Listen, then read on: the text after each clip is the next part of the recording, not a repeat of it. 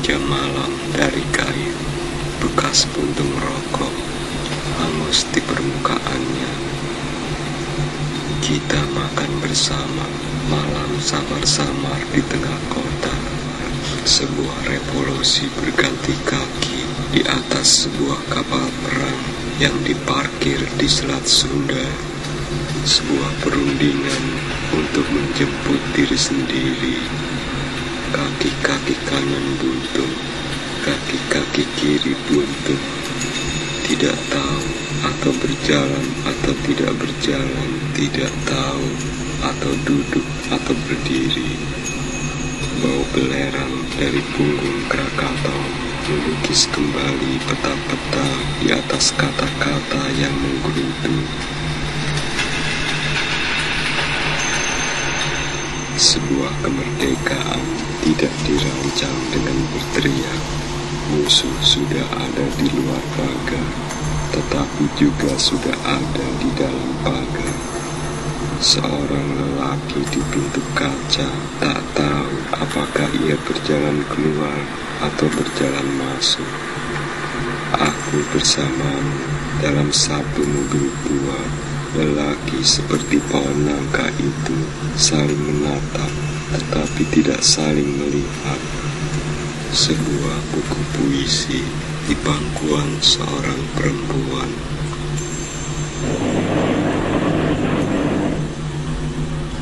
Sebuah pintu, entah di belakang rumah, entah di depan rumah. Sebuah pintu kaca untuk melihat keluar, untuk melihat ke dalam. Seorang Soekarnois yang menyimpan kartu pos patung Liberty di saku mantelnya.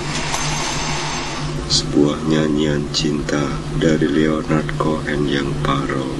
Asap rokok tentang pendidikan para pemimpin di antara korek api dan badai sebuah pesta. Seorang lelaki yang menggenggam tangisnya di sudut sebuah restoran.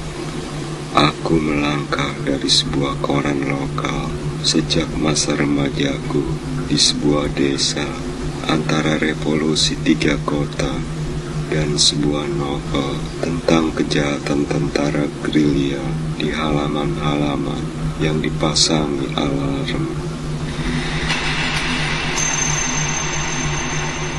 Sebuah poster pertunjukan di luar atau di dalam pertunjukan itu berlangsung. Bagaimanakah Kunti menghanyutkan anak-anaknya? Karena bagaimanakah matahari menciptakanmu dari anak-anak panah dan menjemputmu kembali di sebuah pagi yang merah? Bagaimanakah Caligula membenamkan akal sehat ke dalam keuangan negara? Ceritakanlah sekali lagi, Keisonia, bagaimanakah aku menitipkan cinta dalam pelukanmu ketika semua telah menjadi gila di tangan suamimu. Kekuasaan telah mengambil cahaya bulan dari ladang pikiran kita. Bagaimanakah puisi membuat kita bisa berjalan bersama bayangan sendiri dan melewati diri kita sendiri.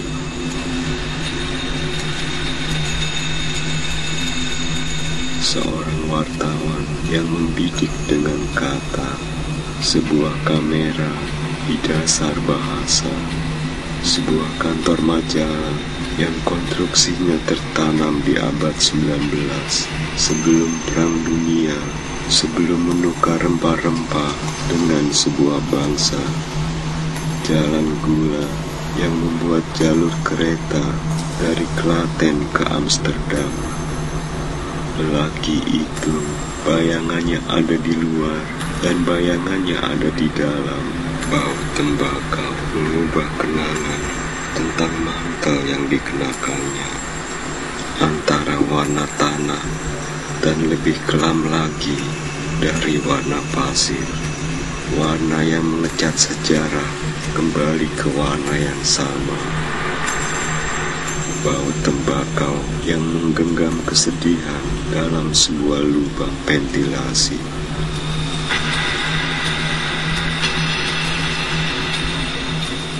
udara AC jam 2 malam mengingatkannya tentang sebuah hutan kata, sebuah republik di lantai 2 bukan, dan pertengkaran tentang di mana letak tangga itu untuk naik ke lantai 2, antara musim hujan dan perkebunan tebu yang sudah kita bakar. Sebuah revolusi di antara kaki-kaki yang berganti, sebuah malam yang aku sisipkan dalam buku sejarah puisi Indonesia modern.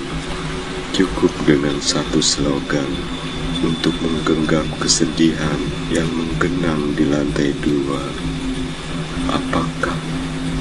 Apakah materialisme sejarah telah mati dalam sebuah mata kuliah psikologi tentang kelas sosial?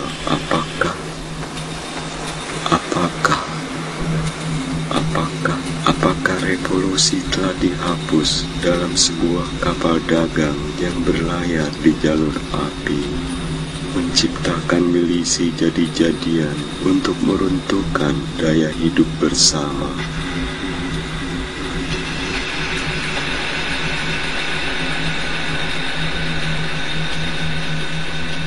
Lelaki itu berdiri di atas tangga dan turun ke lantai bawah.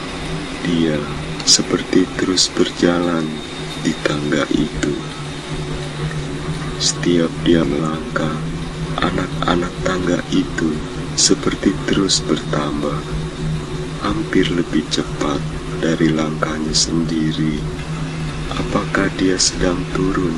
Apakah dia sedang naik? Berikan aku sebuah kata untuk tidak mengatakan apapun tentang luka yang tumbuh di halaman pertama sejarah kebangsaan. Sore yang samar-samar di antara daun-daun yang tumbuh merambat. Kebebasan yang dirawat dalam sebuah perjudian antara Duryodhana dan Yudhistira.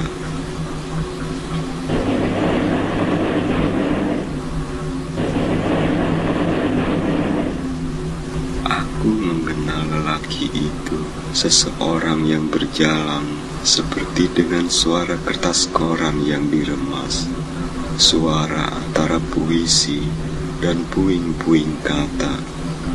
Dia seperti sebuah pagi di antara kerumunan malam yang samar-samar. Dia ingin menjemput kembali revolusi itu dengan sebuah opera tentang kesunyian.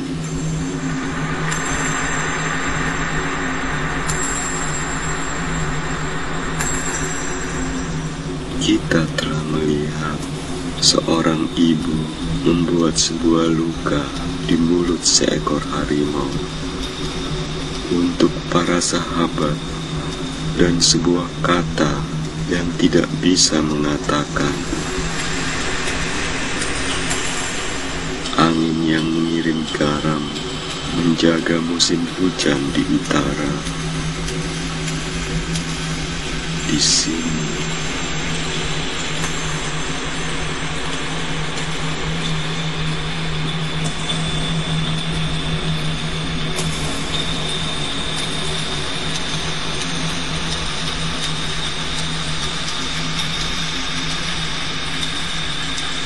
di sini